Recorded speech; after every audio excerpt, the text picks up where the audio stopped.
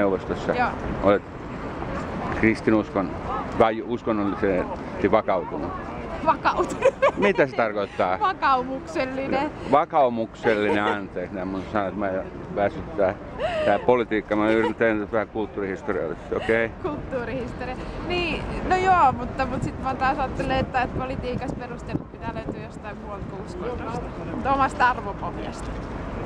Mut sä olet vakaumuksellinen kristitty, että käyt kirkossa ja... Käyn kirkossa, joo.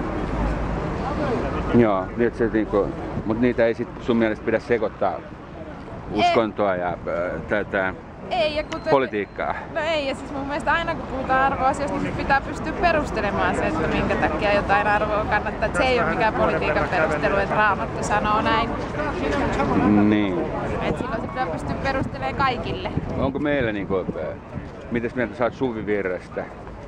Voiko sitä laulaa? No voi laulaa, se on omituinen kysymys, koska suurimmaksi osaksi on noussut niiden jutuissa esiin, jotka on siis suomalaisia ja eivät kuulu kirkkoon. Ja sit siitä on tehty semmoinen omituinen maahanmuuttokysymys.